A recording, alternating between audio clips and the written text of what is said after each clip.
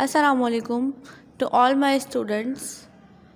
Myself, Miss Aksai Kram from Metropolitan Foundation School.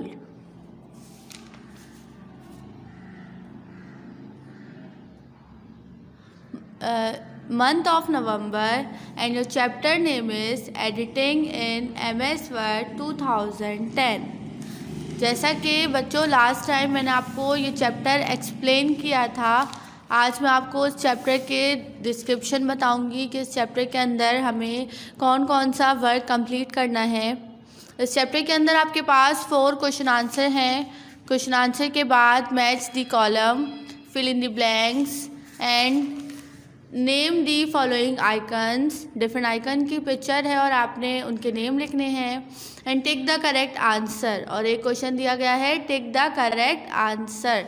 ये 5 work हैं, ये 5 वर्क हैं जो आपने अपनी कॉपी के अंदर बहुत ही नीट एंड क्लीन राइटिंग के साथ कंप्लीट करना है। आई होप कि चैप्टर एक्सप्लेन की वीडियो आपने बहुत ही केयरफुली देख ली होगी और सबको चैप्टर समझ में आ गया होगा। आते हैं अपने काम की तरफ। फर्स्ट हमें दिया हुआ है question answers. Now question number 1 is what is editing. Editing क्या होती है? Making changes to a documents is called editing. किसी भी डॉक्यूमेंट में चेंजिंग करना एडिटिंग कहलाता है। कोई भी डॉक्यूमेंट के अंदर बहुत सी थिंग्स आती हैं, जैसा कि पिक्चर भी हो सकती है, वीडियो भी हो सकती है, डॉक्यूमेंट के अंदर PDF भी हो सकता है, डिफरेंट प्रोग्राम्स के सॉफ्टवेयर और डिफरेंट फाइल भी हो सकती हैं। तो इन सब के अंदर चेंजेस करना, इन सब के अंदर थोड़ी सी एडिटिंग करना हमारा चेंजेस करना एडिटिंग कहलाता है। फिर यहाँ पर क्वेश्चन नंबर 2 दिया गया है how can you select multiple lines of the text using both mouse and keyboard.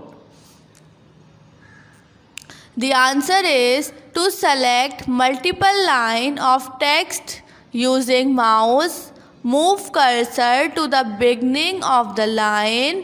Press the mouse button and drag till the end of multiple lines. To select of text using keyboard, move cursor to the beginning of the line and then press Shift plus downward key.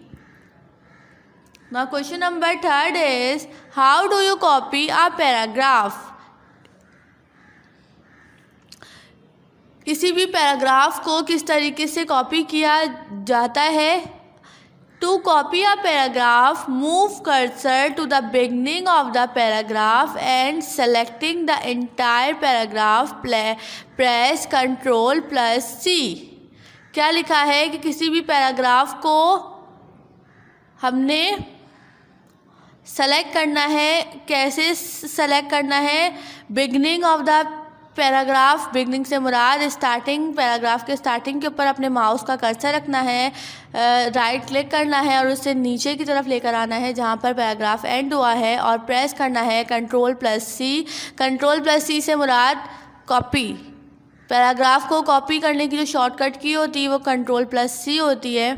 To copy the paragraph to the clipboard, और जो clipboard के ऊपर हमें एक paragraph दिया गया है वो कॉपी हो जाएगा। Move cursor to the new location and press Ctrl V, और न्यू लोकेशन जहाँ पे आपने कॉपी किया, कॉपी करने के बाद आपने वहाँ से हटा के इसको कहीं और पेस्ट करना है तो आपने इसको न्यू लोकेशन पे लेकर गए अपने माउस के कर्सर को और उसको प्रेस किया और Ctrl V दबाया। पहले हमने कॉपी करने के लिए Ctrl C दबाया और जब हमने उसको न्यू लोकेशन पे पेस्ट करना है तो Ctrl V दबाया to paste the paragraph, paragraph को पेस्ट करने के लिए।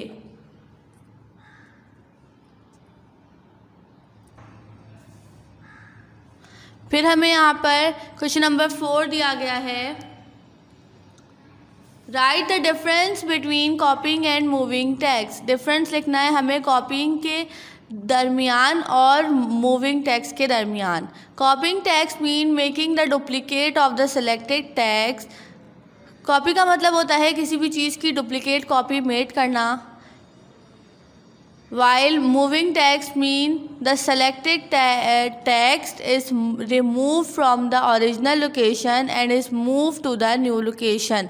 और moving का मतलब होता है कि जो आपने टेक्स्ट सेलेक्ट किया उसको ओरिजिनल लोकेशन से, ओरिजिनल जगह से हटाकर आपने डुप्लीकेट मतलब किसी और जगह पर उसे पेस्ट करना, उसे मूव करना।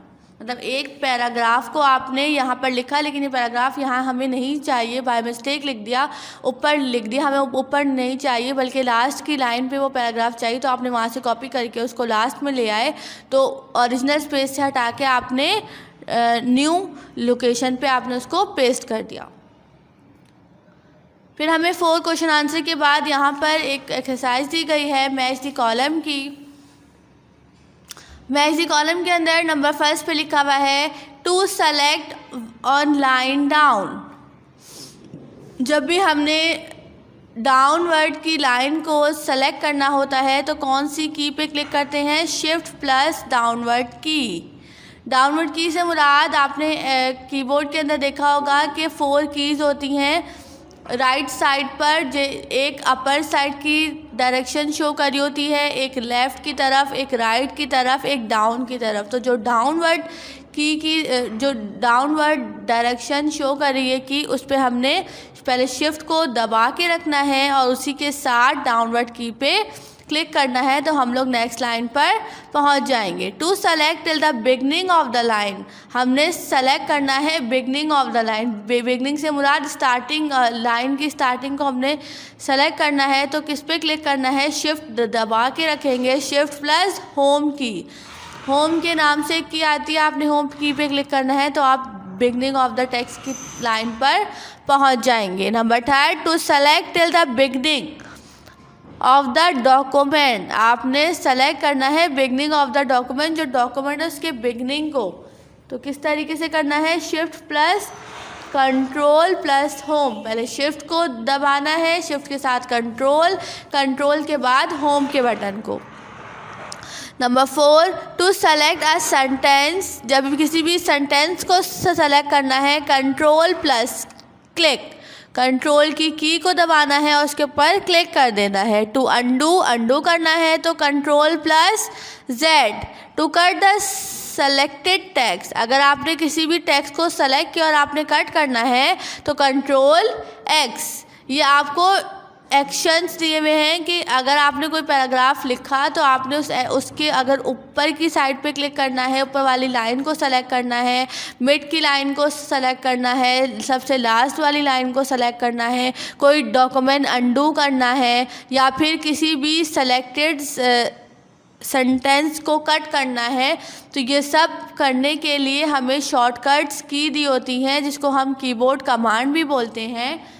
ठीक है, जिसके डिफरेंट फंक्शन होते हैं, जैसे control plus click, shift plus control plus home, control plus Z, control plus x, shift plus downward की, शिफ्ट प्लस होम। ये समझने की चीज़ है, अगर आप अच्छे से समझ लेंगे तो आप इजीली इस एक्सरसाइज को सॉल्व कर सकते हैं। जैसा कि कंट्रोल प्लस एक्स का मतलब आपने किसी भी सेलेक्टेड टेक्स्ट को कट करना है। कट से मुराद कंट्रोल प्लस एक्स से मुराद आपने सेलेक्टेड टेक्स्ट को कट करना है। ठीक है, फिर उसके बाद हमें नेक्स्ट एक्सरसाइज दी गई है fill in the blanks, choose the word from the box. हमें एक बॉक्स बनाकर दिया है जहाँ पर डिफरेंट ऑप्शन दिए गए हैं, review, copy, ignore, cut, change, delete, redo. ये आपको डिफरेंट ऑप्शन दिए गए हैं और आपने इसके अंदर से फिल इन द ब्लैंक्स को फिल करना है। जैसा कि नंबर 1 पे आपको दिया गया है, use the dash command to remove text from our document. क्या चीज़ हम यूज़ करेंगे, कौन सा कमांड यूज़ करेंगे जो हमारे टेक्स्ट को रिमूव कर देगी डॉक्यूमेंट के अंदर से? कौन सी? Delete command. नंबर 2 पे लिखा गया है, the redo command cancel the action of undo. Redo command क्या करता है, कैंसिल करता है action of undo command, undo command के एक्शन को कैंसिल कर देता है। The dash command is use to duplicate the selected text in our document. वो कौन सा कमांड है जो किसी भी चीज़ का डुप्लीकेट मेड करता है, उस कमांड को क्या बोलते हैं हम, कॉपी। जैसा कि हम फोटोस्टेट करवाते हैं, प्रिंट आउट निकालते हैं, फोटोस्टेट में क्या होता है, जैसा कि आपके पास एक पेज है, एक ड्राइंग है, एक पिक्चर है, आपने उसके फोटोस्टेट करवाई तो वो डुप्लीकेट जैसी आपके पास ड्राइंग मेड हुई है ऐसी ही सेम डुप्लीकेट आपके पास बन के आ जाएगी।